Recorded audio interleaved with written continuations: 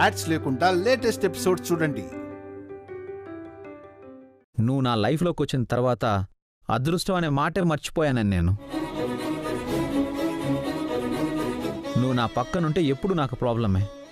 నీ ఆకారం ఒక ప్రాబ్లం, అసలు నువ్వే ఒక పెద్ద ప్రాబ్లమే. ఖచ్చితంగా ఢిల్లీలో కూడా నీ వల్లే నాకు ప్రాబ్లం వస్తుంది, కన్ఫర్మ్.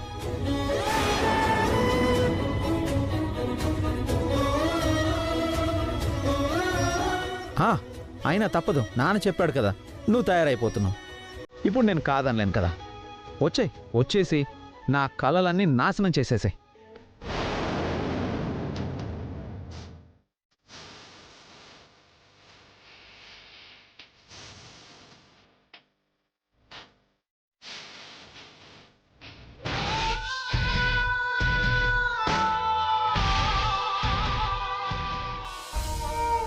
నాన్నా, అక్కడికెళ్ళగానే ఫోన్ చేయి.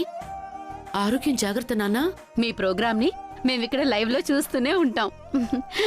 ఇన్నాళ్ల నీ కళ నెరవేరబోతోంది. ఖచ్చితంగా నువ్వే గెలవాలని మేం మనస్ఫూర్తిగా ఆశీర్వదిస్తున్నాం.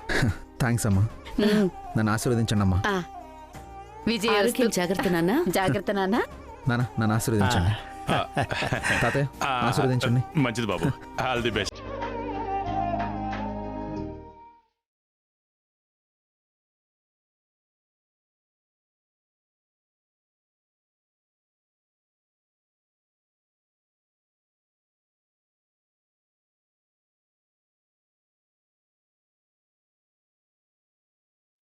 ఏంటి అది ఢిల్లీ వెళ్లకుండా ఆపుతానన్నా? మళ్ళీ ఎందుకు వెళ్తుంది? ఆపాలనే కదా అంత గొడవ చేసింది, కానీ మిస్ అయింది. నీ బుర్ర ఎంత చేసేదేం ఉండదు, కానీ నన్ను మాత్రం ఉరిమిరిమి చూడటం మాత్రం బాగా చూస్తావు.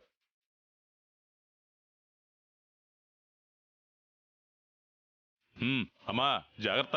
అమ్మా నువ్వు పక్కనుంటే నా కొడుకు ఎప్పుడూ విజయమేనమ్మా. జాగ్రత్త అన్నయ్య, జాగ్రత్త వదినా. మేం సరే బాబీ, నీ ఆరోగ్యం జాగ్రత్తగా చూసుకో, టైంకి మందులవి వేసుకో. అన్ని జాగ్రత్తలు నువ్వేం చెప్పక్కర్లేదు, ఆయన్ని చూసుకోవడానికి నేనున్నాను. నువ్వెంత బాగా మనుషుల్ని పట్టించుకుంటావో అదే జాగ్రత్తలు చెప్తుంది.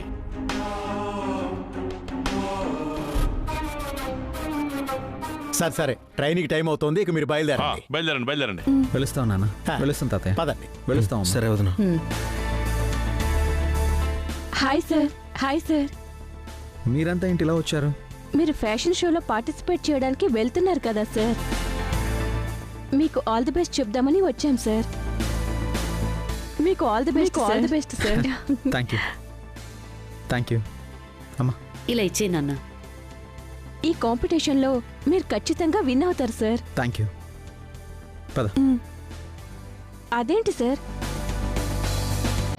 ఈవిడ ఎయిర్పోర్ట్ వరకు మీతో వస్తున్నారా? ఎయిర్పోర్ట్ వరకు ఏంటమ్మా, మా గుండమ్మ మా మనవడితో ఢిల్లీ వరకు వెళ్తుంది.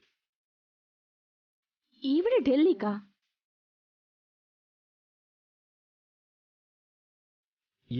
ఎందుకలా అంటున్నారు? మీరు తప్పుగా అనుకోనంటే ఒక మాట సార్.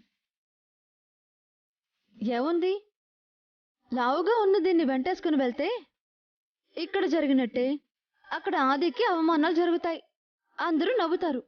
అదేగా మీ ఉద్దేశం? అవును మేడం.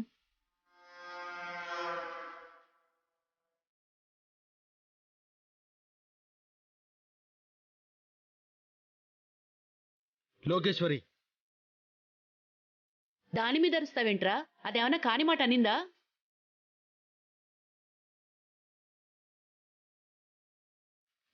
దాన్ని వెంటేసుకుని వెళ్ళినప్పుడల్లా జరుగుతుంది ఇదే కదా. ఆదిత్య గారు, అక్కడ గెలిచిన తర్వాత మోడల్గా మీరింత ఫిట్గా ఉండడానికి కారణం ఏంటి అని అడిగితే మీ ఫిట్నెస్ అని చెప్తారు. మరి మీ భార్య గురించి అడిగితే ఆన్సర్ చెప్పలేరు కదా.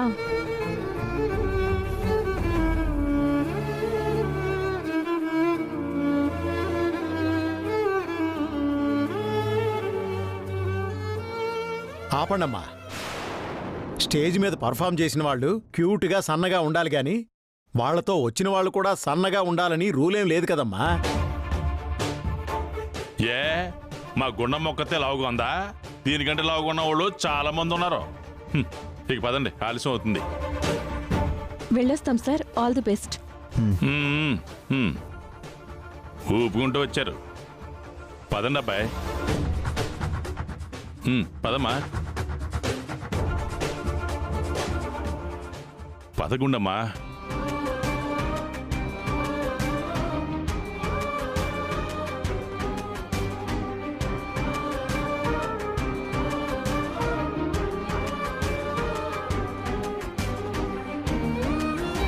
నిన్ను బయటికి తీసుకెళ్ళిన ప్రతిసారి నాకు జరిగేదేంటి చెప్పవే? అక్కడున్న వాళ్ళందరూ నీ ఆకారాన్ని చూసి నవ్వడం. నీ వల్ల ఇప్పటి వరకు రాష్ట్ర రాజధానిలో నా పరువు పోయింది. ఇప్పుడు దేశ రాజధాని ఢిల్లీలో నా పరువు పోవాలి. అందుకేగా నువ్వు తయారవుతున్నావు. అప్పుడు నా కాన్సన్ట్రేషన్ నా పెర్ఫార్మెన్స్ మీద ఉండదే, నీ మీద, వాళ్ళ చూపుల మీద ఉంటుంది. అప్పుడు ఖచ్చితంగా నేను ఓడిపోతాను. చూస్తూ ఉండు.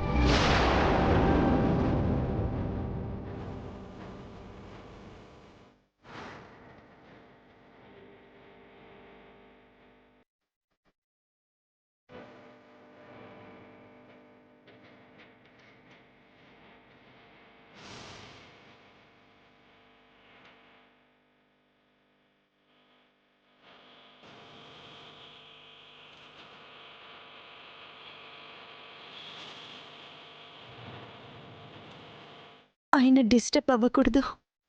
ఆయన గెలవాలి అంటే నేను ఆయనతో వెళ్ళకూడదు.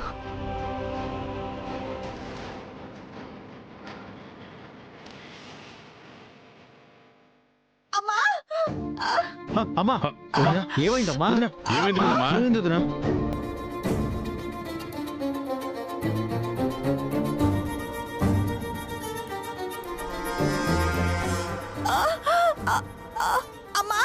గుండమ్మా, ఏమైంది?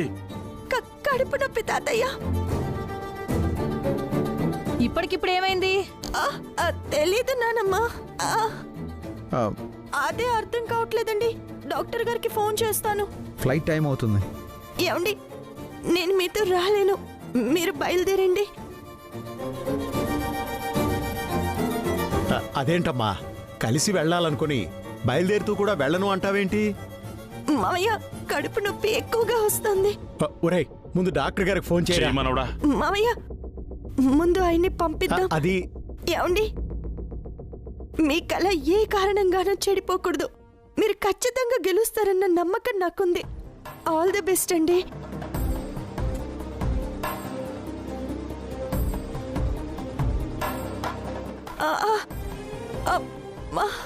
మీరు వెళ్ళిరండి.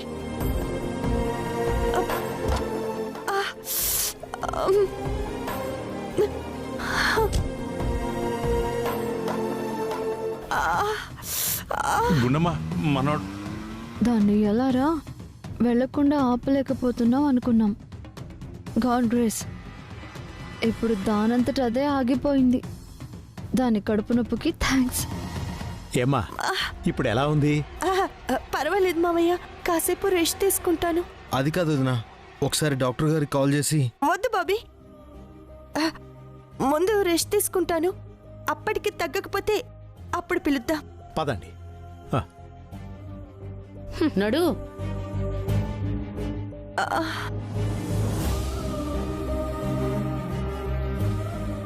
ఏమ్మా, కడుపు నొప్పి అబద్ధమే కదమ్మా? తాతయ్య, నన్ను తనతో పాటు ఆయన ఇష్టపడి తీసుకెళ్ళుంటే దాన్నైనా భరించేదాన్ని తాతయ్య. కానీ ఆయనకి నన్ను తనతో పాటు తీసుకెళ్ళడం ఇష్టం లేదు. దానికి కారణం నేను లావుగా ఉండడమే. ఏమ్మా, లావుగా ఉంటే ఏమవుతుందమ్మా? లోకంలో ఎవరు లేరు లావుగా? తాతయ్య, ఆ సంగతి తెలీదు, కానీ నా వరకు మా మా మధ్య దూరానికి కారణం ఈ లావే. ముందు ఈ ప్రాబ్లం నుంచి బయటపడితే మిగిలినవన్నీ చాలా చిన్న ప్రాబ్లమ్స్ తాతయ్య.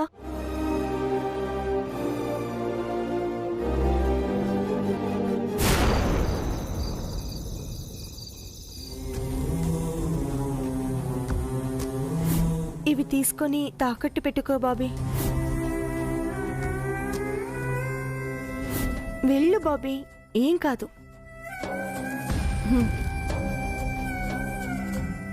బాబీ, ఆ బిజినెస్, దాని పూర్తి వివరాలు, పేపర్స్, డాక్యుమెంట్స్ అన్నీ క్లియర్గానే చూసుకున్నావు కదా? అంతా క్లియర్గానే ఉంది వదినా. అనుకున్న టైం కంటే ముందే నేను గ్రో అయిపోతాను. అప్పుడు ముందుగా ఆ గాజుల్ని విడిపించివ్వాలి నువ్వు. ఎందుకంటే అవి మా అమ్మ జ్ఞాపకాలు. అవన్నీ కాదని మళ్ళీ వాడు కొత్తగా బిజినెస్ పెట్టాలి అనుకోవడం ఏంటి? దానికి నువ్వు డబ్బులు ఇవ్వడం ఏంటి? ఇస్తే ఇచ్చిందిలే కానీ ఇంట్లో పెద్దవాళ్ళకు ఒక మాట అయినా చెప్పాలి కదా. ఎందుకు చెప్తుంది? నిలదీయాల్సిన వాళ్ళు వెనకేసుకొస్తుంటే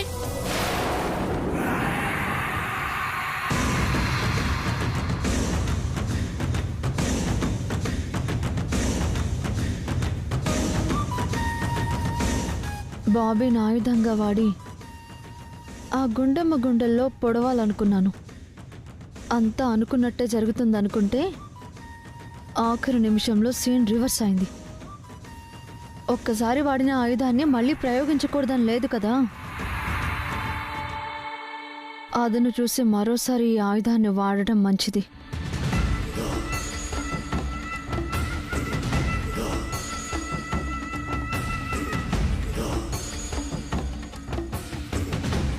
యావండి,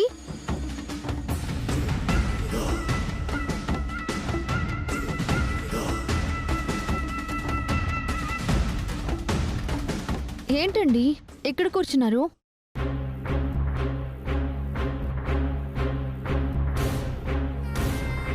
చేసిన తప్పులకి సిగ్గుపడుతున్నాను. నా వల్ల వదిన మాటలు కాయాల్సి వచ్చినందుకు బాధపడుతున్నాను.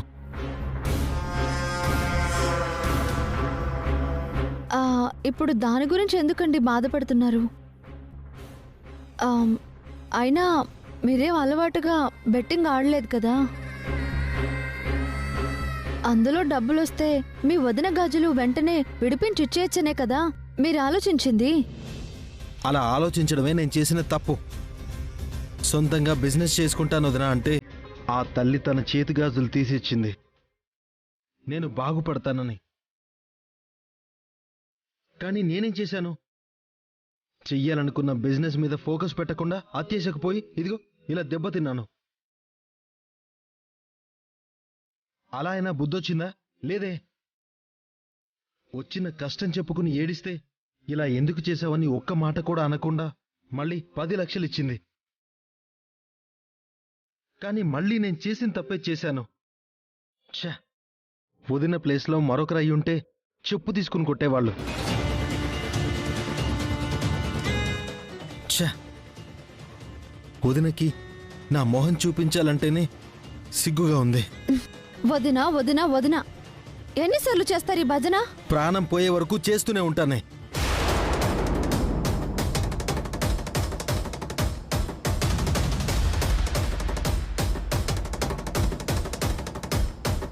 ఇవాళ తనే గనక లేకపోతే నీ నుదుటిన బొట్టుండేది కాదు. నీకు చెప్పేది ఒక్కటే, ఎప్పుడూ కూడా నన్ను సొంతంగా బిజినెస్ చేయమని ఫోర్స్ చేయకు. అంటే ఏంటి? ఏంటంటే ఏం జరిగిందో చూసావు కదా. ఒక్కోసారి పొరపాట్లు జరుగుతాయి, అన్నిసార్లు అదే జరుగుతుందా? జరగని జరగకపోని నేను సొంతంగా బిజినెస్ పెట్టడం అనేది జరగదు. అప్పుడు మీకు గుర్తింపు ఎలా వస్తుంది? అవసరమే లేదే. నాకు ప్రత్యేకంగా ఎలాంటి గుర్తింపు అవసరం లేదు. కానీ బయట నలుగురు. ఎవరా నలుగురు? ఎవరు? నువ్వనుకుంటున్న నలుగురు కోసం నేను బ్రతకను. నా కోసం బ్రతుకుతాను. నా కుటుంబం కోసం బ్రతుకుతాను. నా వదిన కోసం బ్రతుకుతాను. నువ్వు అంటున్న నలుగురు ఏమంటారు? బాబీ అంటే శ్రీనివాసరావు కొడుకు, ఆదికి తమ్ముడు అంటారు. అనని, అదే నాకు గొప్ప. శ్రీనివాసరావు లాంటి వ్యక్తి కడుపున పుట్టడమే నా గొప్ప.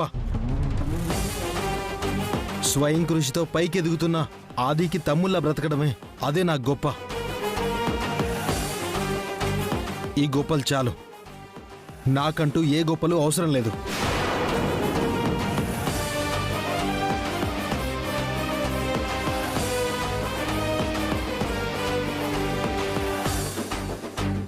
బాబీని ఎలాగైనా మోటివ్ చేసి గుండమ్మని ఇరుకున పెట్టడానికి మళ్ళీ ప్రయోగిద్దామనుకుంటే ఈయనేంటి ఇలా రివర్స్ అయిపోయాడు. కానీ గుండమ్మని వదలను. ఈ దారి మూసుకుపోతేనే మరో దారి వెతుకుతా.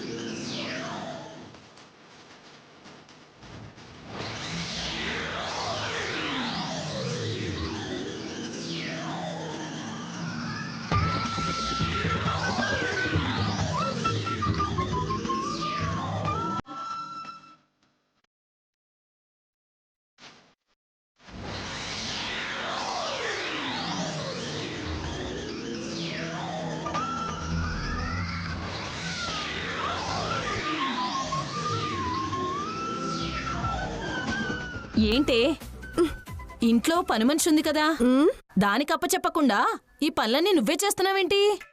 నేను లావుగా ఉన్నాను కదా, ఉంటే తగ్గడానికి ప్రయత్నం చేస్తున్నాను. అందుకే పనుల ఎక్సర్సైజులు మిక్స్ చేసి ఇలా చేస్తున్నాను. ఎందుకే ఇన్ని అవస్థలు పడుతూ పనులు చేస్తే సన్నబడిపోతావా ఏంటి? కొంతైనా తగ్గే ఛాన్స్ ఉంది కదా నానమ్మ. అవును, నిన్న సడన్ గా నీకెందుకే కడుపు నొప్పి వచ్చింది? అదంతా అబద్ధం నానమ్మ.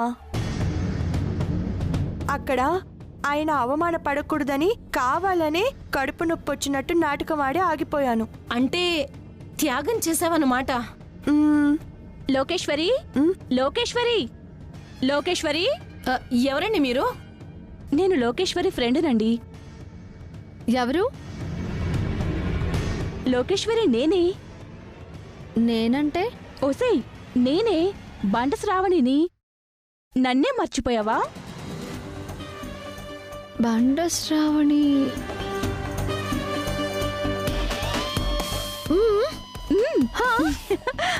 ఏమే నువ్వా? ఏంటి ఇలా అయిపోయా? నానమ్మ, ఇది కూడా ఆ గుండమ్మలాగే ఉండేది. ఇప్పుడు చూడు ఎలా అయిపోయిందో. అవును, సన్నగా చీపురు పుల్లలా ఉంది. రావే, రా కూర్చో.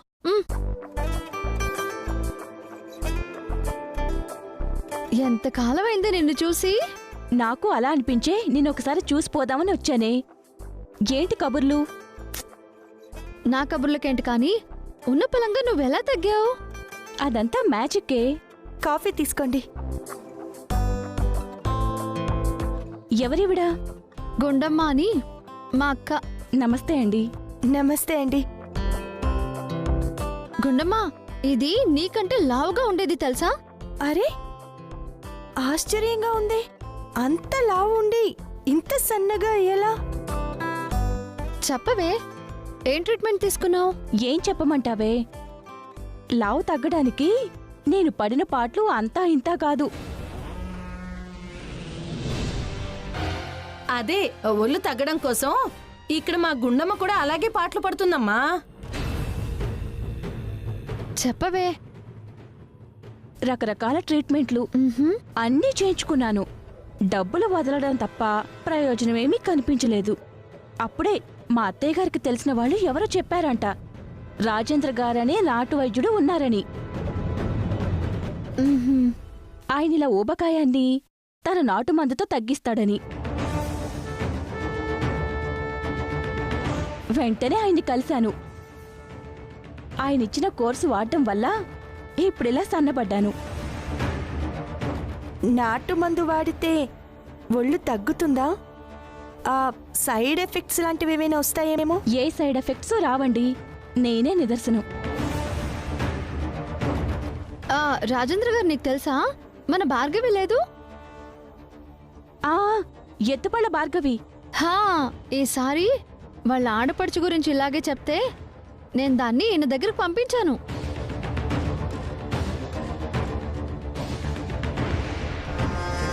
వాళ్ళెవరినో పంపించావు కానీ నీ ముందే ఒళ్ళు తగ్గడానికి నేను ఇంత కష్టపడుతుంటే నాకు మాట మాత్రమైనా చెప్పావా? దొంగ మొహం దానా.